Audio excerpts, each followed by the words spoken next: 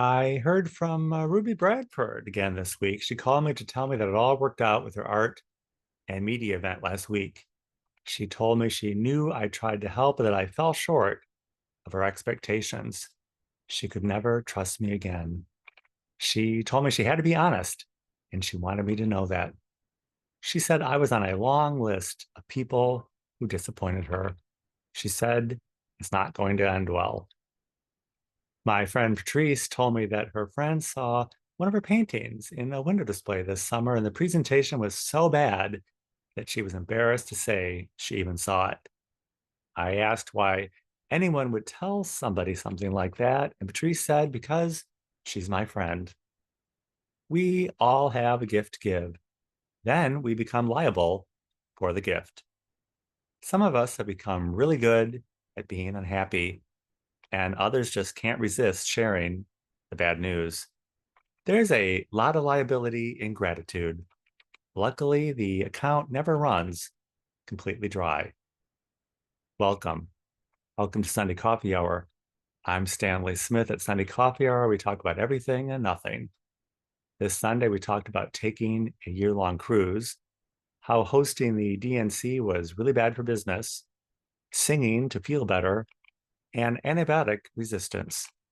The readings at Washington National Cathedral were from Deuteronomy. Israel is the land of your ancestors. And from James, we all need to work at having faith. The gospel reading was about eating with defiled hands. The sermon at Washington National Cathedral was from Patrick Kaiser. Patrick preached about being doers of the word. We just can't talk about it. We have to do it. Sometimes we get our hands a little dirty. Nobody wants to be religious.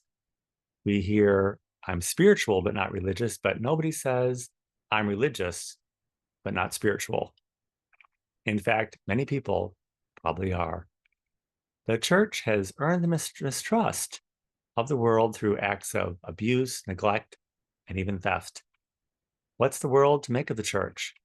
Often it's just a sad reflection of itself, saying one thing and doing something else. There's always hypocrisy in it. Martin Luther pointed to faith, and James points to works. Which is it better to err on, the side of faith or the side of works? We have to walk the path in between the two of them. We're forgiven ahead of time because God knows we're going to screw it up. We have our gift to bring into the world, and it's imperfect. We can beat each other up about it or feel the gratitude. We can get our hands a little dirty and remain unspoiled and unspotted from the world. Using our words, we can be mindful, and we don't need to choose between faith or works. We can integrate the two, the words and our actions. The Jewish tradition ritual of washing of hands becomes more of an act of tradition than the law. Calling each other out is an act of tradition and not love. Being unhappy is a habit of physical reality and not gratitude. We can have faith in action without making faith the action of abusing others. None of us want to eat our words. None of us want to be religious but not spiritual. No need to leave anything behind. Just speak it into existence. It's the best kind of act to follow. At St. James, the sermon was by guest preacher Frank Donahue. Frank preached about Vacation Bible School. It takes a special management style to manage kids. Often teaching children's songs can make all the difference. They will know we are Christians by our love is a clever management style. Frank said small, ordinary actions often say a great deal. The book of James speaks to small acts. It's often pitted against Paul's letters. We wonder, where's the faith in all that? Pitted against each other, like two opposing candidates. Some preach freedom, and others preach salvation.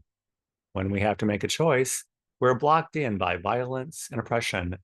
on all sides. A life rooted in having to choose can transform life into a unbridled reality. It's dominated by the Republicans and the Democrats. Where, uh, where are all the small acts and nuances and details of how we live our lives? That's where God breaks in, down in the small details of it all. Faith is where the works are not the works, and faith is not the faith. It's both. Frank Donahue said it's the tricky thing about connectedness. We never know who we're connected to. It could be God's blessing breaking through. They will know we are Christians by our love was written by a Chicago South Side priest in response to the civil rights movement. We never know what's coming into the world. It could be faith or works or both. If we can't manage it, perhaps we should sing about it. And they'll know we are Christians by our love. It's sometimes the best song to sing. I was never a Martha Stewart fan or a Donald Trump fan for that matter, but we've known them our entire adult lives. They bring things into the world. They make things happen through works. They're not always very popular. I took a chance and tried to help my friend Ruby Bradford last week. And she told me straight off that if I didn't deliver, it was not going to end well. Ruby is right. At least she's honest. We can have a lot of faith, and it often depends on how we view and use others. Sometimes we get our hands a little dirty for the privilege and honor of trying to help them. Ayn Rand called the people who do things the prime movers. I guess it never goes well for them. They're often not popular or cool, and sometimes they're actively criminalized. We all want to get through this life as a nice person. We'd all like the cup of crap to pass from our lips. Some have capacity to bear many things, and some have less capacity. Put it on the one who can bear all things, but don't make it a practice of putting it on each other. Where's the faith in that? And the gratitude. It's the best kind of act of faith we can have. If you'd like to join us at Sunday Coffee Hour is every Sunday at 12 noon Central Time on Zoom. I will include my email in the description of this video. Be happy to send you an invitation.